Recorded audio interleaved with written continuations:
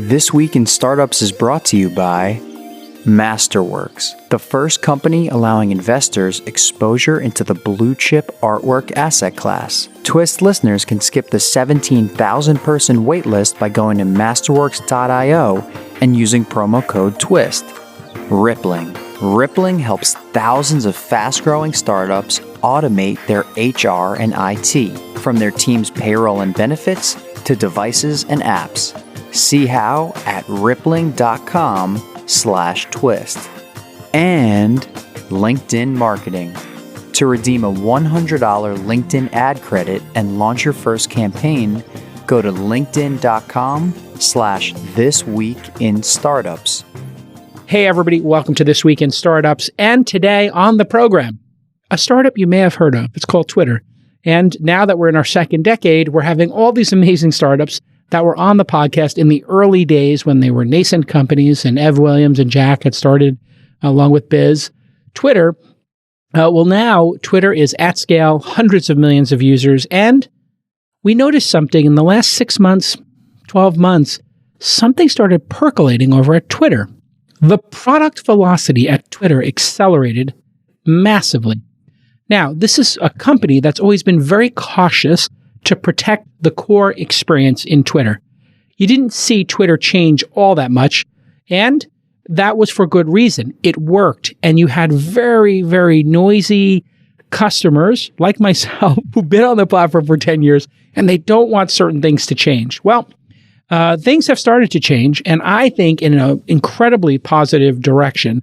And dare I say, Twitter has gotten its groove back. Kayvon Beykpour is a large reason for that. He is the head of product, and he's on the program today. Thanks for joining us, Kayvon. Thanks for having me, Jason. Good to see you. Good to see you as well. Now, you came to Twitter via an acquisition of Periscope, and if my memory serves me correctly, they bought the company, which was pretty hot in beta, before you even launched. And it was just around the time that they had also acquired Vine, if I remember correctly. Vine was at least a year prior. Probably a couple of years prior, because I remember when we were going through the early diligence conversations with Twitter, I actually got introduced to the Vine founders and kind of asked them, so what's it like to work at Twitter? They were at the company for at least a year or so. But we were in beta. We got acquired. By the time we got the deal done, it was in January. We kind of kept it under wraps because we wanted to get ready for launch and not have a bunch of public pressure around the acquisition having happened. So we ended up launching in March of that year. Now, you heard my little intro there. Am I correct that the culture of Twitter is to be, if I'm being generous, methodical, maybe a cynical person would say too conservative in terms of changing the core product? And what changed in the last couple of years? Because we started to see this rapid acceleration in the vision. Was that you? Was that Jack? Was that some function of watching other people take your social graph and just rebuild products based on the Twitter social graph? What's happening over there? Did they change the coffee? We've gone through a few evolutions of the coffee. I think it is a fair assessment to say that for many years, people who were using Twitter were used to seeing not much evolution of the product. It was a pretty common source of criticism and frustration from our customers. And so I think that's a very fair assessment. I wouldn't, there are certainly parts of Twitter's culture that are methodical and very intentionally are methodical. So some of it was intentional. Some of it was, I think, the absence of conviction, like enduring, consistent conviction around a strategy that didn't change like every year. Because if you have a revolving door of strategy, it's really hard to take big swings. And there was, I think, a little bit of both. And here's what I mean by that. On the revolving door thing, one, like there was a lot of churn at the leadership levels of Twitter, in particular, the product role. Like there were, I think, 12 heads of product in 12 years, which is kind of crazy. What happens, or at least my observation of what happens when there's that much churn is the organization tries to build calluses around the fact that there's like instability in product strategy. And you tend to then have an organization that works on features that are not likely to get killed through those strategy changes. So that's, I think, that's like my interpretation of Yeah. I think one of the things that was happening was there's a lot of focus on like incremental things because they were less speculative. And, people don't want to work on things that don't ship, which is very understandable. The second thing that I think was going on was a very intentional strategy at the time. Roughly when I joined the company, actually, one of the big strategic efforts at the time was what we called refine the core. And what that meant was, let's focus on doing as few things as possible and do those few things really well. And one of those things was refining the core product experience. And really like a couple of material things happened during that time period. This is like the 2013 to 14, 15 timeframe. That's when we moved from a reverse chronological timeline to a ranked timeline and really focused on improving our ability to recommend content to people. Now, a couple of things to say about that phase. One, if you focus on refining the core for a long period of time, customers will maybe see less swings, less different sort of product experiments that you might sort of see other sort of startups or bigger companies taking bigger swings on. And that, I think, contributed maybe to some of the rhetoric around Twitter being, not taking a lot of swings. To be honest, like I at the time was pretty frustrated as well, kind of like being at the company, being focused on Periscope and sort of wondering why we weren't taking big swings. That being said, what I have an appreciation for now that I don't think I did then was that period of time where for 2 years we focused on refining the core. That focus is what actually returned the company to user growth. Like building the ranked timeline, building sophistication around machine learning to be able to recommend content to people, which is like fundamentally people come to Twitter to stay informed about their interests. If we're not good at recommending content, we're nowhere. And that period of time, even though it didn't spark a bunch of divergent bets that would manifest in crazy new product experiences, we ended up really improving the nuts and bolts and the bread and butter of Twitter. And that brought us to kind of where we are now, which is like every quarter consistently, we've grown Twitter in terms of our DAU double digits year over year. Like that's a pretty remarkable turnaround from essentially having been flat. And so that, I share all that context because yes, there was a period of time where the product wasn't really evolving at the surface level, but it was absolutely being evolved underneath the hood. And frankly, there was product debt, right? I mean, there was either, you could call it technical or maybe product debt would be more accurate here, in that people were used to on Instagram or Facebook or other services, you open it up and it gives you the most interesting things. An algorithm looks through everything and says, hey, since you've been gone, here's what's most interesting. And when you open Twitter, you guys do a heck of a job showing me the most relevant, interesting tweets, and that creates water cooler moments, and it makes you want to open the app more.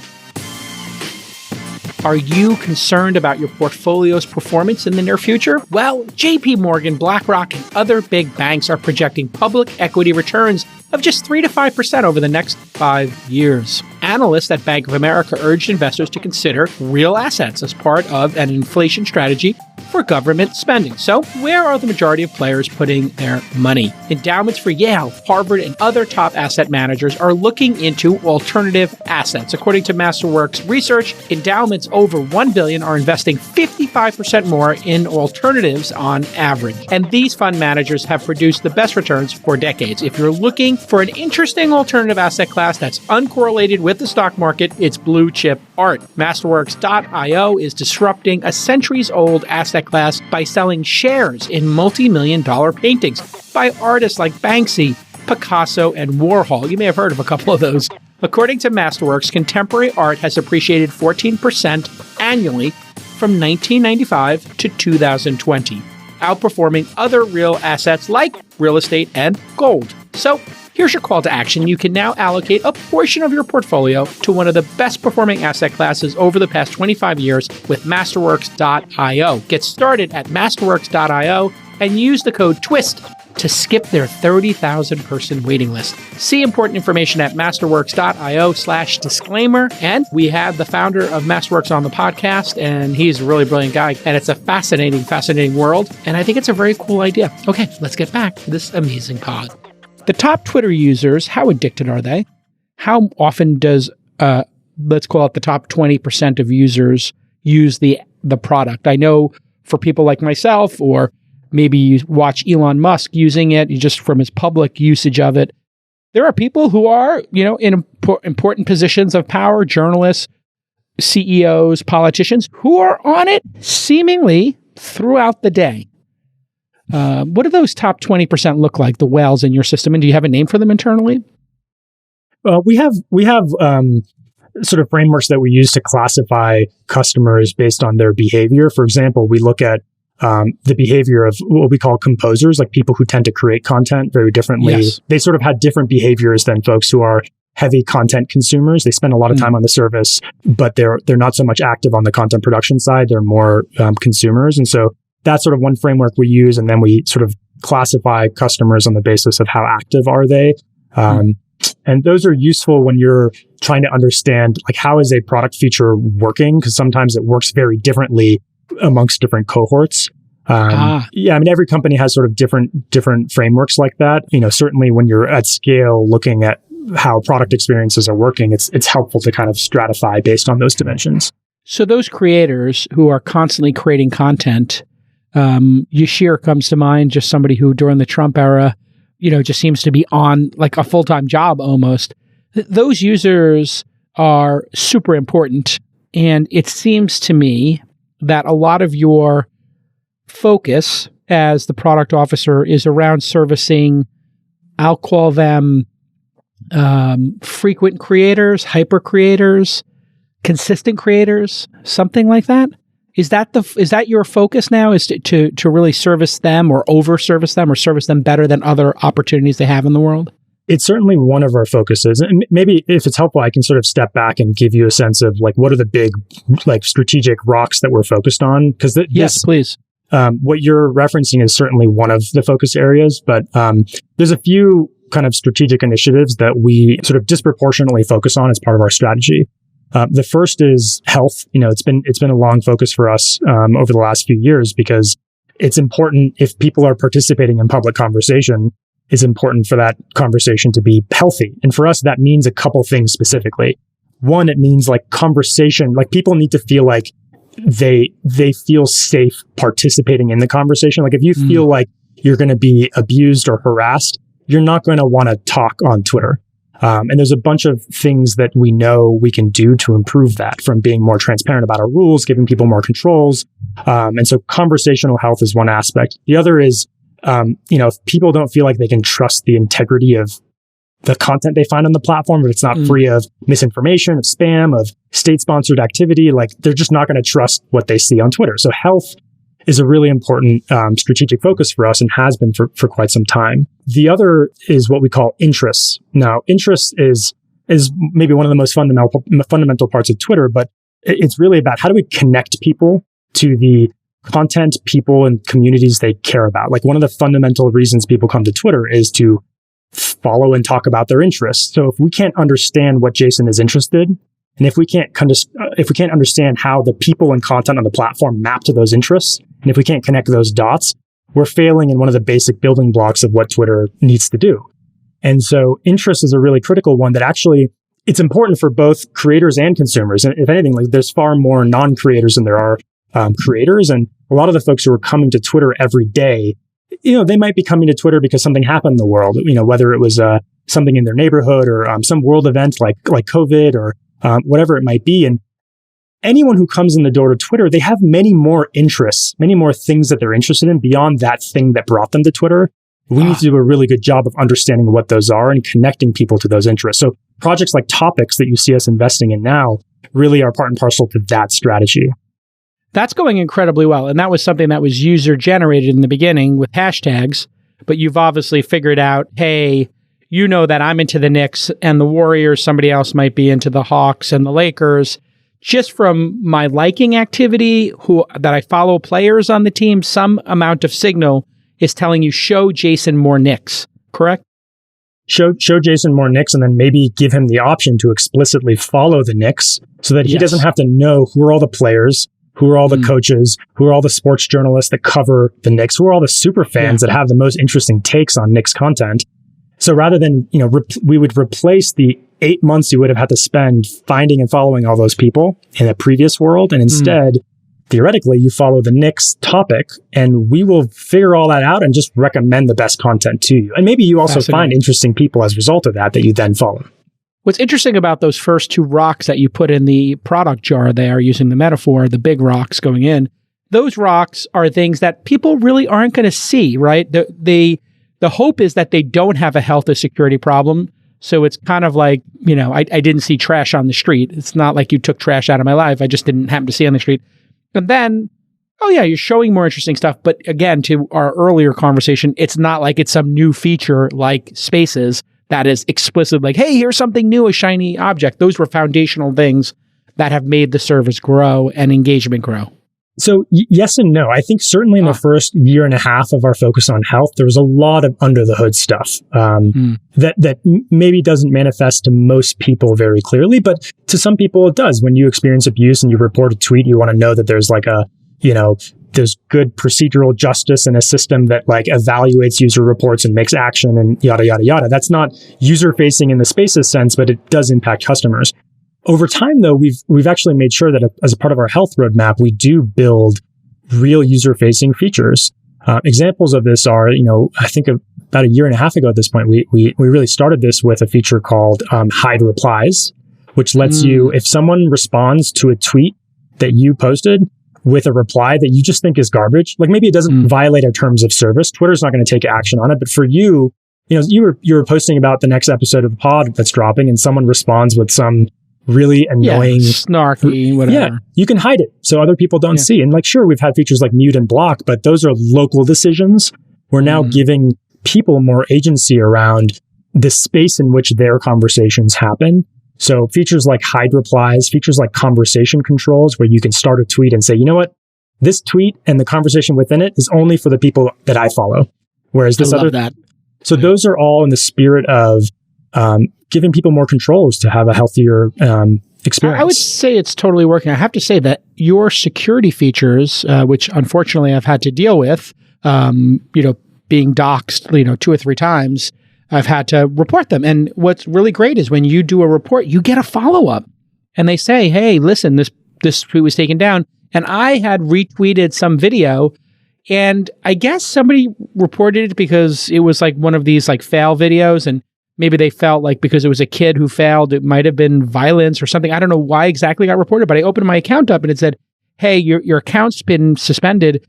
And I was like, really? Well, that's weird. Because first time in 11 years, or no, 20 years almost. And I clicked it and it was like, oh, for this tweet, would you like to take this tweet down? And I was like, yeah, I'll just take it down. I didn't realize this would be offended. I don't care. And that kind of new moderation feature seems to be very elegant to me. And it took a while to get there, but are people feeling satisfied with the work you've done? Or are you seeing that? Because there's a lot of people who complain like, oh my God, people are harassing me. But, sometimes it's just people being like, I think you're dumb. And it's not really harassment. It's more just like people saying, I think you're dumb. I bring that example up because people say that to me all the time. I don't get to report that one, right? I think it's tricky because this is such a difficult space, precisely for the reason you mentioned. Like, there's a wide, like, health is a very wide spectrum. There's objectively deplorable content that is against our terms of service that is somewhat easier to take action on through automation, manual processing, etc. Yeah, easy. Then there's child sexual exploitation. Like, there are things like that that are not great. It's like very clear.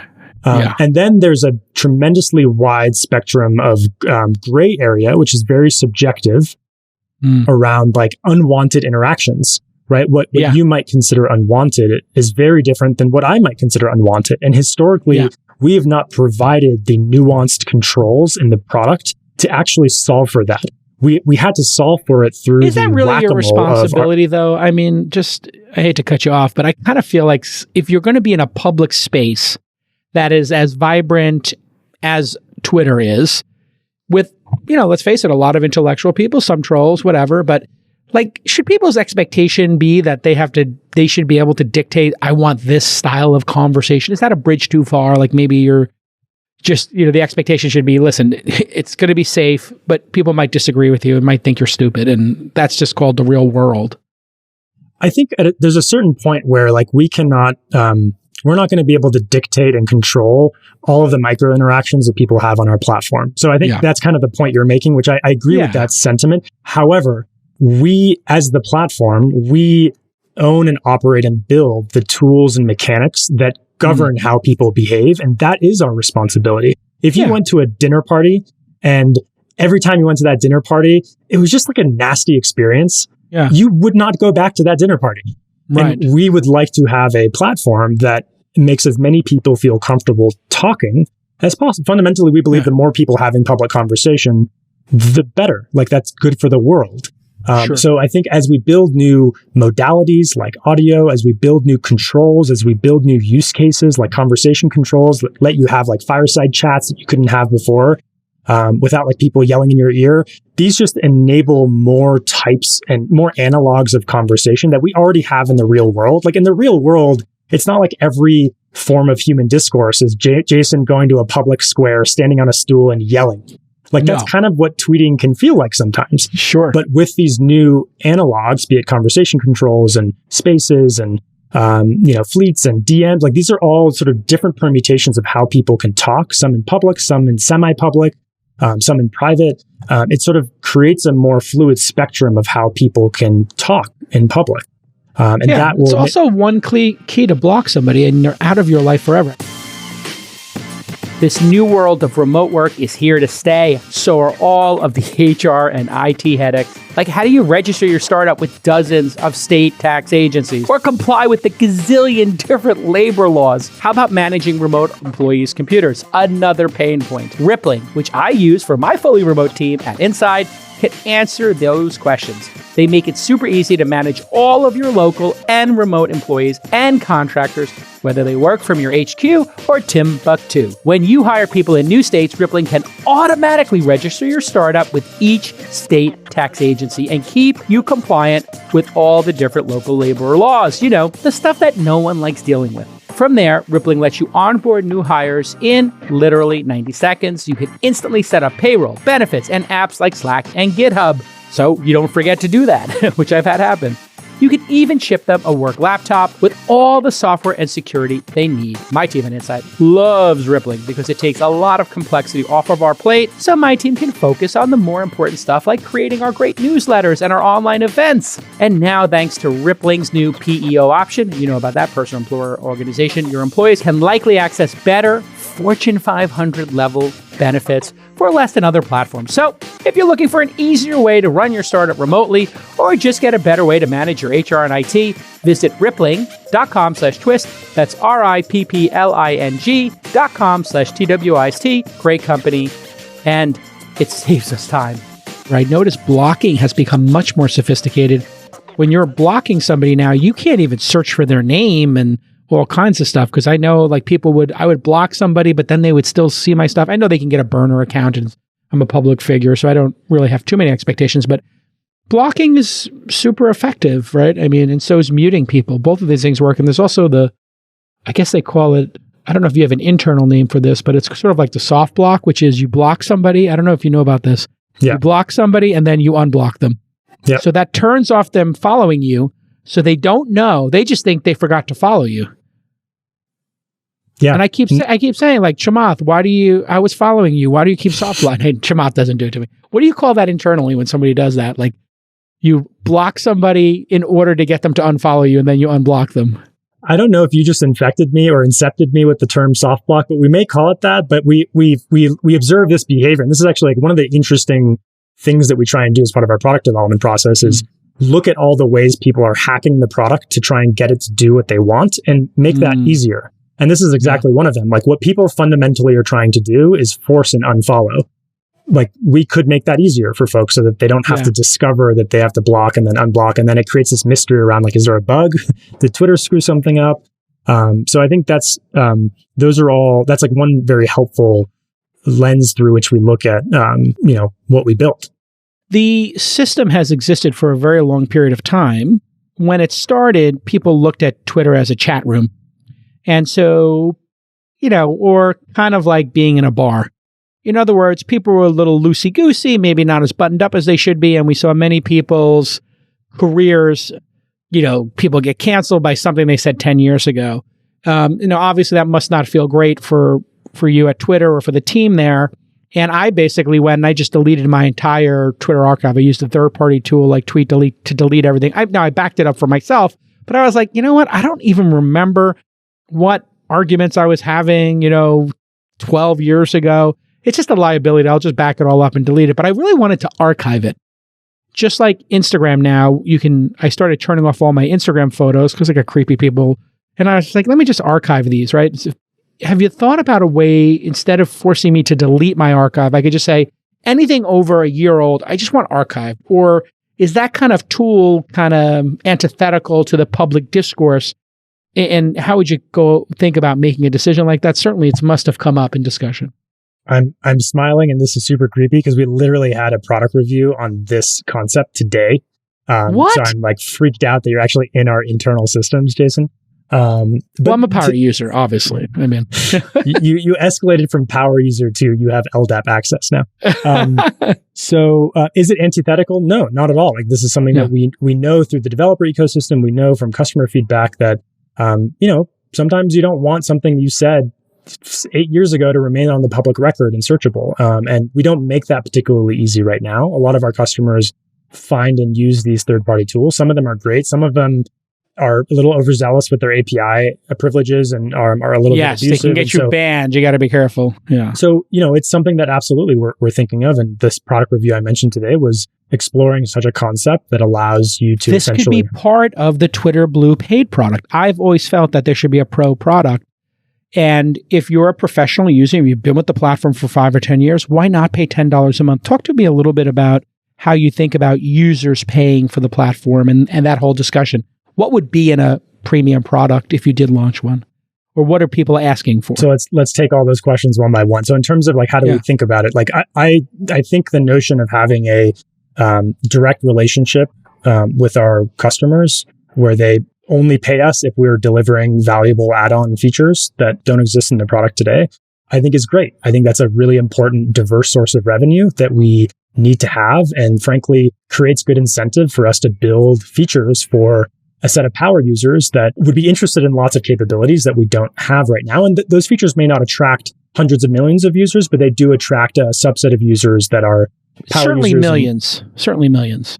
I believe so. The rumors are true. We are not only super interested in this, like this is a big priority for the company, and there's a team working on this, and we're going to do a first launch limited to a couple markets, a couple geographies, because we want to test and learn and make sure we're getting this right. But tomorrow in Australia and Canada, we're going to have the first launch of Twitter Blue be available for customers, and they'll be able to pay Twitter to access our first bundle of features. And that's just a starting point. Like, we will be adding features and capabilities constantly. What'll be in the first feature set? So in the first feature set, you'll have a few things. You'll be able to, and I'll sort of give you the list first, and we can talk about the sort of the why behind them. And then I'd love your feedback on what else we should add. Sure. You'll be able to manage bookmarks. So as you know, we have a bookmarks feature today, but it's one of the most common, probably like next to edit tweets, the second most requested feature I hear about. Well, edit tweets, verify me in reverse order, and then let me manage my bookmarks. So a lot of people are using bookmarks, but they want to be able to create folders. They want to be able to search them. They want to be able to organize all the great content they see on Twitter rather than have this flat list. So managing bookmarks will be in Twitter Blue. We'll improve that over time, hopefully build search. But for now, it's just creating folders and being able to add, bookmark tweets into those specific collections. Would you be able to make those shareable too? Like, would I be able to share my bookmarks eventually? Not in this first version, but that's definitely like, there's lots of interesting directions we can take this. And I think multiplayer mode and opening up an API around this, I think will have lots of awesome things happen with the developer ecosystem.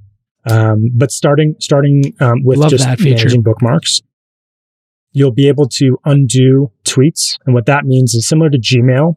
When you post a tweet, we queue it up on the back end, but we give you a period of time to decide to undo it if you notice a spelling mistake or if you want to undo it for any number of reasons. And we sort of take you back to the tweet composer where you can change the tweet. This is something that 10 seconds, 15 seconds. What is the countdown clock? I believe it's 10 seconds right now, but we're going to make it modifiable. So that some people might want to change that. Yeah. What would be good is to have, with that countdown clock, the undo is to also have approval. So one user account writes it, another account has approval on it. So if it was the corporate account for Steakums, one person could write it in the comms department and the CFO could approve it, like that sort of workflow. Yeah, I think there's a whole interesting thread there around businesses and creating specific features for businesses that we think is an interesting exploration as well. This is very much starting with like an end user, like what are features for end users. Got it. So we got bookmarks, we got the undo. Bookmarks, undo, a feature called reader mode, which is really, really awesome. It's very simple, but you ever run into a long thread on Twitter that has 15, 20 tweets and of course. It's just I've long. written them. Yeah. So reader mode lets you, when you happen upon one of these threads, you tap a button and then we take you to a really sort of elegant reading only experience where we take away all the engagements, a lot of the other fluff outside of the content, beautiful. And we sort of make it more of a long form reading experience. So you can focus on the content. Nice. And then in addition to that, we have a bunch of small customization perks. So you can change the color of some of the sort of common color elements in the app to make it more sort of thematically customized. You can change your app icon. So these are like small little personalization things that feel little, but having used them for a few months now, it's actually quite delightful. Yeah. And all the features that I mentioned to you, we've heard from customers through research are just really like different cohorts of customers really care about these things. And we thought they'd be a really good sort of bundle to put together to start with and use it as a foundation upon which we'll build. We've got a bunch of other really exciting things that we're not quite ready to talk about, but that you'll see us add to the subscription and make it more and more compelling to customers. I have the most killer one. Tell me. It's a little controversial, but everybody who is a power user are using third parties to do this anyway, which is knowing when somebody unfollows you.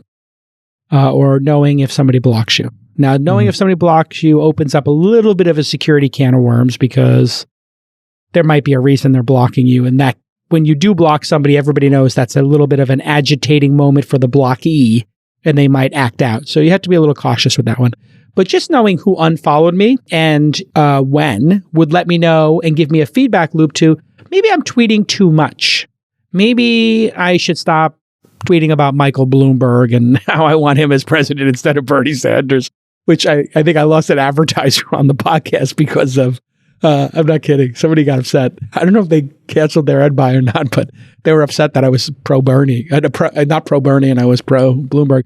I do think knowing who unfollowed you and giving some basic metrics, I subscribe to some service that's $5 or $10 a month that just sends me a daily report of my top tweets, what the metrics were, and it's very elegant and simple. I'll forward it to you after the show. And some sort of daily report of my metrics, I think would be killer because, is it metrics or analytics.twitter.com? And is that available to everybody or only verified accounts?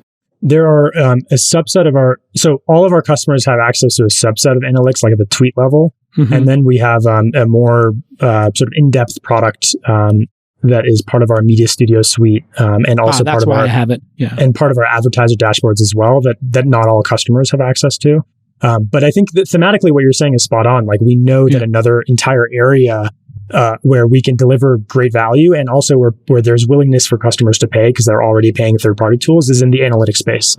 And just sort of zeroing in on what are the specific analytics that people would be interested in, whether it's on follows or some of the other dynamics around what of my content is performing well, how many people are visiting my profile or who, there's a lot there that I think who's visiting your profile, like that LinkedIn one. I feel like that one's a little privacy iffy because I'm not sure that people know exactly that I know that they're creeping on my profile page. So I'm a little bit iffy on that one. But I do like the idea of, hey, you got a lot of engagement on this one, not just because it's a great way for you to make money through the Twitter Blue program, but also make me a better tweeter, right? Make me a better tweeter. Hey, this one got a lot of engagement. Hey, this one was ratioed. Here's what that means. Here, this one, just those little kind of updates on I did something right and look what's going well here and the metrics and giving me encouragement or something. It's just such a huge win for me. I do think DMs is another area where I am like a power DM user and I have groups on there, but the search doesn't work great and the product hasn't changed all that much. How do you think about DM? Because, man, DMs are, given the people who are on Twitter, I don't want to introduce InMail like LinkedIn has, but I don't not want to introduce that. I have open DMs, other people don't. A DM request feature where I could DM somebody who doesn't follow me and I could do it 10 times a month if I had a premium account and you had my credit card and you knew who I was. It seems like it wouldn't be so bad. Yeah, I think, first of all, like our DMs feature has a lot of room to grow. For a long time, DMs were actually on maintenance mode, which is kind of one of the reasons why we are where we are playing catch up. Mm. And so, you asked me how we think about DMs. Like, we are investing in getting DMs to a better place on a couple dimensions. One, adding desperately requested features. Like you mentioned, search is busted. Search has been busted for a long time. We actually, I don't know if you've seen in the last couple of weeks, we actually launched to production an improved search feature for searching conversation groups, like the person's name or the group's name. It used to be just cached on your iPhone or your Android, like whatever the last 30 conversations were, which makes it impossible to go search for, let's say you had, last year's, thread from Coachella. Yeah. Yeah. Or last time you DM'd Chamath was like 2 years ago because he ghosted you and you were trying to find that. Yeah. So that, we've been working on getting our, solving a bunch of those features and getting to a better place there while also kind of renovating our infrastructure, which fundamentally, when they talk about tech debt, this was an area where we had a lot of tech debt where we found it difficult to make fast progress and first had to go quite slow to be able to go fast. So we're not completely out of the woods there on that, but we're working on it. Marketing budgets don't grow on trees. Right now, LinkedIn is going to give you a $100 credit towards your first ad campaign on LinkedIn. This is very important because over 78% of B2B marketers rate LinkedIn as the most effective social media platform for reaching objectives because there are over 62 million decision makers on LinkedIn, and they mean business. Of course, there's well over 700 million members on LinkedIn, but decision makers are there too. So while they're on LinkedIn, hiring management teams are updating their corporate profile pages, which is super important these days. They're going to see your advertising. Imagine you're about to launch a marketing campaign. Everything is going according to plan, except for the thought in the back of your head. How do I ensure that the people I want to target will be in the mindset to receive my message? Context is critical. The answer is LinkedIn. When you market on LinkedIn, you reach people who are ready to do business. They're in the right mindset. This is critical. They have tools for brand building and lead generation. You can target professionals down to their job title and the company name and location. You want CFOs, you want CTOs, you want COOs. Yeah, you know your product. And that's why LinkedIn is so special, because you can target by geo and title, company, sector, all that good stuff. You can engage folks you already know based on previous visits to your site or other outreach. So do business where business is done and get a $100 ad credit towards your first LinkedIn campaign. LinkedIn.com/thisweekinstartups. That's LinkedIn.com/thisweekinstartups for the $100. Type those letters, get that $100. Terms and conditions apply because they're giving you the $100. I got another one that, I really think this pro account, Twitter Blue, is one step. I think Twitter Blue Corporate for $500 a month would be the real winner. I used a company called Social Rank back in the day, which had a very interesting fee. I don't know if you remember Social Rank. I remember the name. I couldn't tell you. It was a New York company that did all kinds of an analysis of your different social graphs. The one killer feature they had was I could organize anybody in my Twitter following that had the word venture capital, angel, whatever. So now out of 400,000 people, I have 25,000 who have explicitly in their bio, they're a venture capitalist, a startup founder, whatever. I then could DM that group. So in other words, I could use them almost like a mailing list, and I could DM them, hey, I'm in New York. And so I did all this work where I would say, give me everybody in New York when I did my book thing, and I invited everybody in New York to come to a reading of my book and a lunch with me. It was so effective, but I think technically maybe in the gray area, sending a mass DM or even a semi-mass DM. You don't allow third parties to send DMs to more than 100 people or something. Is there some sort of rule around that? The way I would frame it is we see very few legitimate use cases for those tools, and we see far more often that there are sort of nefarious use cases there. I think your broader point around the in-mail concept and really being able to not just improve DMs, but build more sort of commercial intent or capabilities that businesses or people might find useful is super interesting. And we're very much in the early stages of Twitter Blue, obviously, but the intersection of Twitter Blue and how a canvas like DMs could overlap is really interesting. And what excites me about Twitter Blue is it very much is a canvas around which we are like going to build rapidly and, making a long and big bet here that I think can take lots of different forms. And we're also, some of our acquisitions have been motivated by this as well. Like you mentioned Scroll early on, like Scroll. I was full disclosure, I'm an angel investor in Scroll. So awesome. That's great.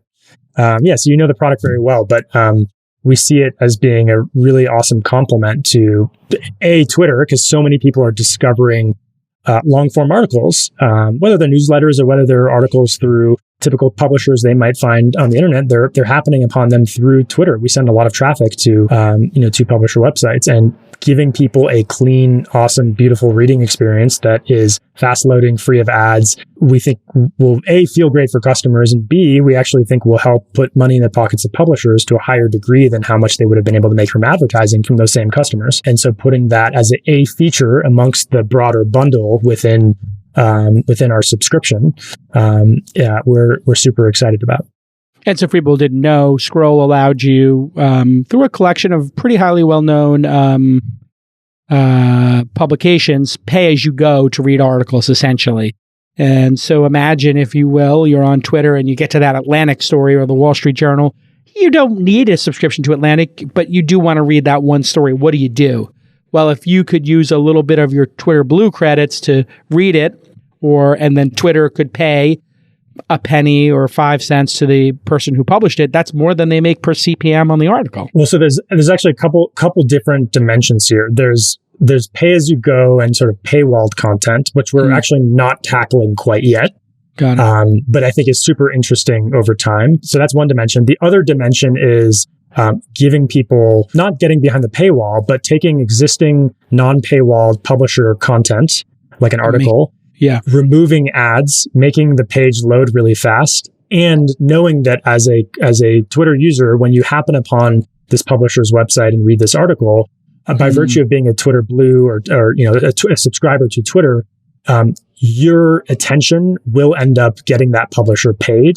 By virtue of like a subset of our subscription pool, will go towards paying out publishers whose content is read. This is fantastic. I mean, just to even open up the aperture of what you're doing here, for you to be able to allow publishers to make more money could totally revitalize publishing and really push people towards a third way. You have Subscribe, which is a blunt tool, once a year, $100 to $500. You have ads, which is just brutal and carries with it all kinds of link baiting and bad second and third order effects. And this third way of, hey, you pay Twitter $100 a year, and Twitter keeps 10% of that or 5% of whatever in a pool. And people who come upon these articles will splashy cashy give a little money to everybody whose articles are shown. It really is. I think it's going to bend journalism to, hey, how high quality can I make this story, as opposed to how link baity can I make it? Yeah, we're really excited that we have a number of different aspects of our strategy that I think are building this interesting multifaceted ecosystem where, like you said, there are some creators or publishers that you may want to directly subscribe to, and features like super follows will help you do that. Whether these content creators are publishing long form newsletters, or whether they're posting tweet storms, or whether they're just, like Yashar, who you mentioned earlier. You've got a thing for the Iranians, another Iranian there. Yeah. I didn't know he's Iranian. Yashar Ali, yeah, he's great. Yeah. Like direct subscriptions to folks who you want to be a really major and recurring patron of, I think is one clear, viable, well understood in the ecosystem mechanic, among many others, where this, the scroll model is another one that we think is fascinating. And obviously then you have ad hoc payments, whether it's tips or one-time gifts. And we started with a baby step there with TipJar, but we think there's a whole very interesting avenue of exploration there. We really do see this as an ecosystem where there's different tools for different jobs, and we're very keen to explore a few of these dimensions. So if super follows works, a person who has, let's call it 100,000 followers, converts but 3% to paying as super followers for but $3 a month, $2 or $3 a month each. They literally, to Kevin Kelly's 1,000 or 2,000 true fans, thesis, could become sustainable as a person who tweets or interacts on Twitter for a living. Is that the goal and the rallying cry internally, is to make tweeting or being involved in the Twitter ecosystem for a creator a full-time job, if that's what they want? We don't necessarily frame it as full-time job, but here's how we think of it. There's two distinct high-level goals. And this is like an interesting way of distinguishing the difference between Twitter Blue from all of the other sort of creator projects we're talking about here, like Super Follows and Ticketed Spaces and Tipjar and these sorts of things. The purpose of all of our efforts around these creation tools is to help creators make money. Maybe that's because they want to make their craft a full-time job rather than a side hustle. Maybe it's because they just want to be rewarded for their work. Maybe they have grand ambitions of creating a business and, they just want to be able to be directly supported from their audience. Like that, there's a whole spectrum of whys there around why creators, conduct their craft and do what they do. Our focus and our goal is, how do we maximize the amount of money that people can make on the platform? The goal isn't for Twitter to make money. In fact, we may forego taking substantial cuts in a bunch of these product efforts, because our goal actually is not to maximize revenue. Our goal is to put as much money in the pockets of customers. And frankly, ultimately, we believe that the measure of success here is that we're driving more conversation on Twitter. That's the goal. And helping creators, because a certain subset of our customers are motivated by being able to make money, and we have not historically given them adequate tools to do that. So that's the goal, helping creators make money. Separate from that, we have projects like Twitter Blue, where the goal is, we believe Twitter can make money from a diverse source of revenue, and that source of revenue is being directly supported by our customers to build features and functionality that provide extra value to them. And so they both of these umbrellas of work happen to involve accepting payments, but they're actually motivated by very different things. Will cryptocurrency make its way into this? I mean, I know Jack is a big fan, obviously. I'm not sure how you feel about it. But would we see a Twitter coin at some point? Certainly somebody in the company said, we should just make our own cryptocurrency. Which, on top of having to fix DMs and lists and everything else and technical debt and, launch a bunch of new products, sure, we could create our own cryptocurrency too, but that's a whole nother, unit that would have to put 500 people on. So, have you thought about that? Does that add anything to the party? Letting people put Bitcoin or Doge or whatever they're into their wallets? So we are absolutely thinking about cryptocurrency and just the blockchain generally. I think that we're still in the early stages of figuring out what, a product experience would look like here. But I think that, the world is changing with how what you can achieve through decentralization, the use cases you can enable through the blockchain. We're in the very beginning stages of figuring out, and especially at the intersection of, cryptocurrency and the creator economy. I think there are many interesting explorations and many interesting products that already exist, some of which are quite intersecting with our platform. You see, products like BitClout that are already flirting with this today. So we're absolutely thinking about it. Nothing to announce today or in the coming weeks, but definitely something that we're exploring. It would make sense in that the recycling of currency in the system could become very powerful. In other words, I might let people super follow me, but as an investor and a podcaster, I don't need the money from the fans paying me directly. We had a Patreon. I always felt like I don't want the fans' money, but I will put up one if I could say, everything that comes to me, I'm going to put 25% towards the Smash program, 25% Girls Who Code, 25% towards this food bank, and 25% towards this school in Brooklyn. If I could come up with a way to redirect my payments to other Twitter handles, my Lord, that would be so much fun for me. And then you just think about that recirculation. It works so well with cryptocurrency if it's just moving around fluidly like that. Now, this question is not about product, but it'd be remiss if I don't ask it, which is Trump got a lifetime ban. pretty obvious why. How has culture, if at all, changed inside of the company since making that stand? Like coming to work, does it change at all? What was it like during that period of time when that decision was made? I know it's not your department exactly, but I'm just curious because I just heard while we were on the pod here, taping this the day before you launched Twitter Blue, that Trump's being reinstated on another platform. I would not say that our culture changed at all as a result of that decision. I think a lot of, certainly it impacted some people's day jobs because there's, from a policy and enforcement standpoint, there's lots of tricky decisions to weigh there, created a lot of effort and work for folks. So I don't want to discount that, but I wouldn't say culture changed. At the end of the day, we have a policy enforcement apparatus that has principles around enforcing our rules as consistently as possible, as quickly as possible. Culturally, there were no major inflection points. It just happened to be a specific decision that was very noticeable, was very talked about, and was very high profile. But culture didn't change as a result. Yeah, I thought it was a very well done decision. I was frequently hearing people say, oh, they got to throw him off the platform for years. And I was like, you can't really throw the president of the United States off the platform. But it's very clear inciting any kind of violence is, against the rules. And that's a pretty severe thing. So I thought it was a reasonable decision. Listen, it's been great to watch the platform evolve and the velocity. I love the fact that you're engaging with the fans on Twitter Spaces, which is an extraordinary product. We don't want to talk too much about that, but congratulations at the velocity at which that is increasing and so many great conversations are occurring. And it's really made me even more enthusiastic for my preferred social media platform, the place where I spend hours a day and just love, to engage with so many people. I've made so many friends on Twitter over the years. And I'm not just talking I'm talking high profile people slide into my DMs sometime. It would never have happened. I would never have met some of the most important relationships I have in my life.